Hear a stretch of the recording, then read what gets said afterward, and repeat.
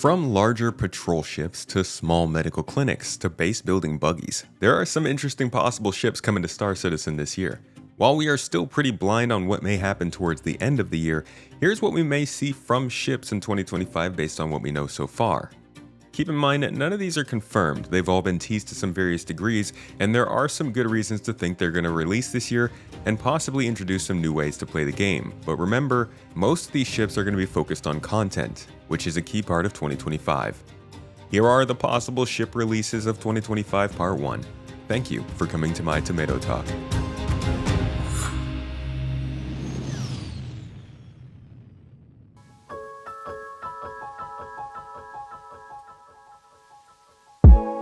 One of the likely small ships releasing this year is the Anvil Paladin.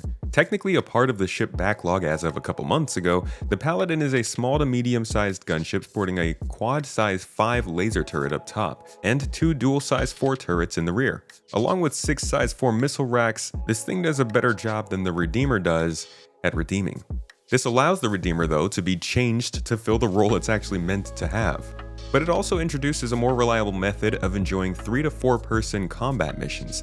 Things like mining claim jumpers we used to have, ship escort missions we've been getting lately, and other contracts with multiple targets are going to be pretty fun to take with a ship like this. Still, no knowing when it may be releasing, though this seems like a pretty good candidate for an Invictus launch week release towards the end of May. The RSI Apollo, a long-awaited medical ship, could see a release this year. A regular attendee of the Ship Backlog since 2018, aside from the Orion, this is the oldest player-ownable RSI ship that's still not flyable. It comes in 2 different versions in a mid-size 40-meter long chassis, with the variant just getting dual missile racks and better armor for battlefield applications. Personally, I'd love to use this as my mid-size exploration ship, but it is designed to serve as a mobile medical facility. It's perfect for players looking to get into the medical gameplay loop, but looking at the near-term future of Star Citizen, I'm not sure how much that's going to expand soon. The ship's modular design actually allows for multiple configurations, with different types of beds depending on the medical situations you plan on tackling. But since all beds work mostly the same, and injuries are really not treated outside of dampening their effects with drugs, and the ship actually relies on the functionality of drones to meet its full potential, we're looking at a very disappointing release not worthy of a ship at all if the features meant to drive this ship aren't included as well. For that reason, we're going to keep a close eye on how the gameplay development might be talked about this year and judge how likely this is ourselves. But if you couldn't tell, this is actually the ship I have the least confidence in on this list today, because CIG is not as focused on feature development, and this is a ship that's going to depend quite a bit on features. Sorry, Apollo owners. I know y'all are a passionate bunch.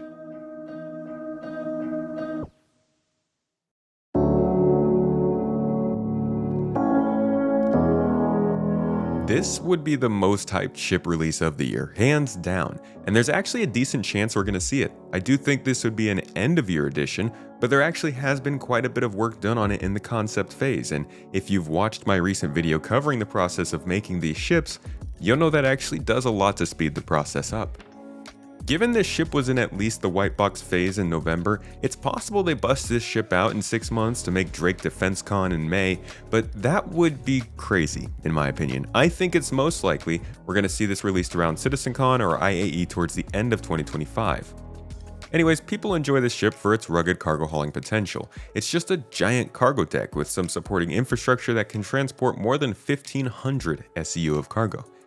It has some other unique features like an overhead loading area, a security-locked special storage locker area, and a command module that can detach and fly itself. But it's a big ship, coming at 120 meters long. Given its size and capacity, the ship actually hits an interesting middle ground for cargo hauling between something like the C2 Hercules and the much larger Hull C from MISC. Either way, whenever this ship does release, it'll be another large one off the backlog, and hopefully joined by missions and content that actually makes sense for it to be used as ships and as set pieces. The MISC TAC was introduced at this past CitizenCon alongside the MAX and the BLD, and I'll be honest, this was the ship I was least interested in of the 3. Jump forward a few months and looking more into it, I can see this as a very exciting ship for small groups. Not only does it really hit the Serenity vibes pretty well, which I know a lot of people are into, this thing acts pretty well as a stripped down Carrack, almost a precursor to the go-to group expedition ship. You've got an armory for gear and armor, a seating area for any ground assault team you can muster if need be, 96 SCU of cargo storage, habitation for up to 6 crew, and a hangar bay for a snub ship to attack and defend or simply fly down to planet surfaces. This is a beautifully equipped, combat-oriented group expedition ship that can likely fit a lot of needs. It has a bit of that multi-purpose energy that the King Carrack does in a package only 13 meters longer than the Retaliator. I could definitely see this being the big ship of Invictus Week 2025, while the Perseus comes at the end of the year alongside the Ironclad. I think this would end up being a pretty popular ship, but not a flashy big release. We'll be here to watch for any news.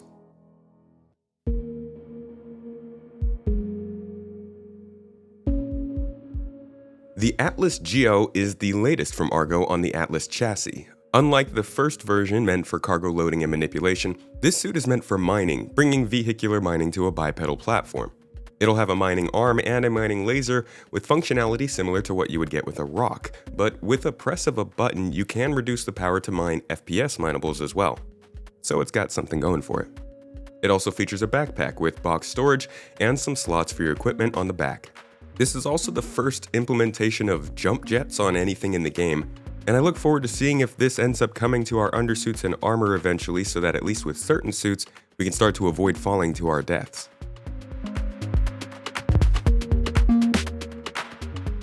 A small mining ship, and I mean small. The Drake Golem should be releasing in the coming week to introduce mining to even more folks. It is a testament to just how compact they can get with these starter ships, and another sign of the focus on ships that can already function with the currently available gameplay. This one's sure to be popular with similar storage to the Prospector, but it is missing an interior and making other trade-offs for that more compact size. So you're picking your poison with this one, as you do with most ships. I will have a deep dive into this one and the ATLS GEO over on Space Tomato 2 if you want to see, and some testing of it over on Space Tomato Plays soon.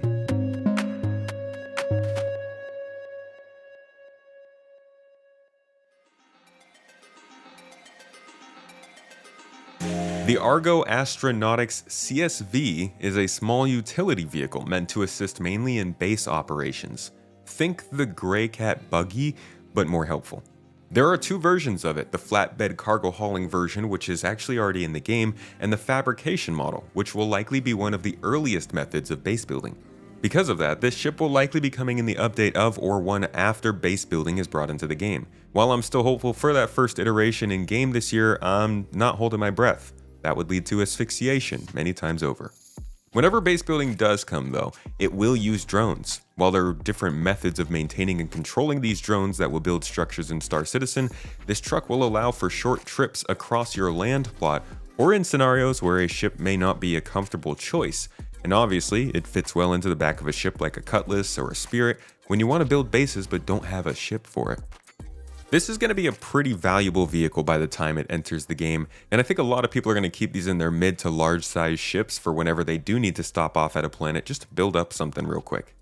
But unlike the rest of the vehicles in this video, except for the Apollo, the Argo CSV is still dependent on feature releases. Something again I'll say has been deprioritized in 2025, so we'll see where this one lands, but its fate is tied to base building gameplay.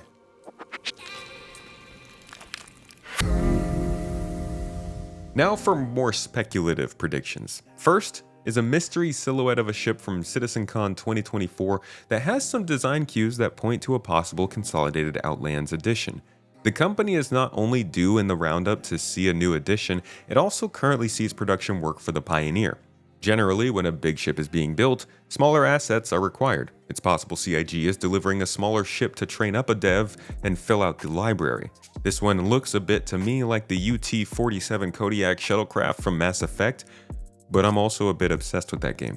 That said, a small personnel or cargo shuttle would be an interesting addition to the game, maybe a competitor to the Argo MPU, but with all the gameplay necessities in mind.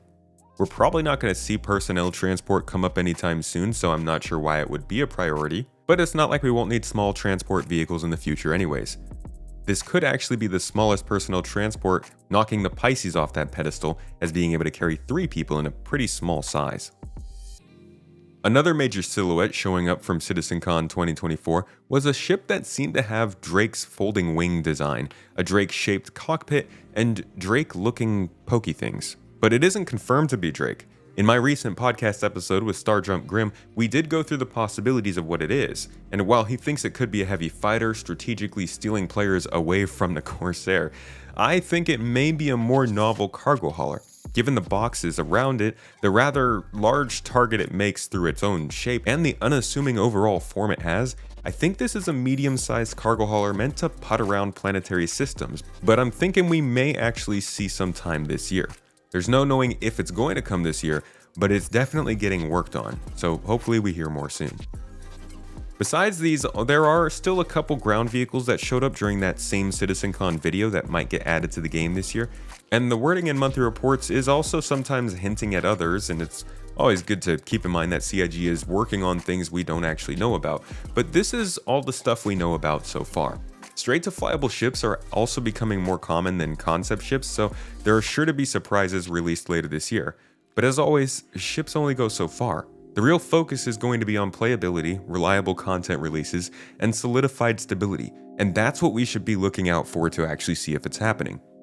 So far here in 2025, it's been rough, but they're making progress, and I have various podcasts, deep dives, and news drops over on Space Tomato 2 that have covered this strategy in depth over the last couple of months, if you want to go get into more of the details. As the ships continued to be delivered, we can look to our friend Colonial Movers, who keeps track of the ship backlog to see how they're doing.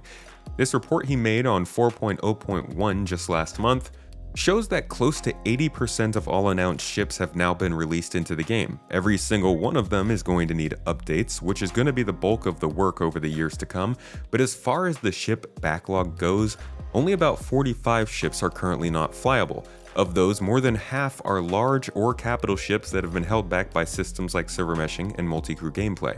Now, it's not really an excuse, they need to get the gameplay in so that people can get those ships that they paid for, but CIG does seem to be finding a better balance between releasing straight to flyable ships and working through the backlog on the ships that they can, as opposed to the multitudes of concept ships that we used to see every year prior to around 2020. Either way, I'm going to check back in with you on this in about 6 months to look at the outlook for the rest of the year. You can subscribe here if you want updates like this and more every week on Star Citizen and other space games going forward. I hope you learned something new in this video. Thank you so much for watching, and I'll catch you in the next.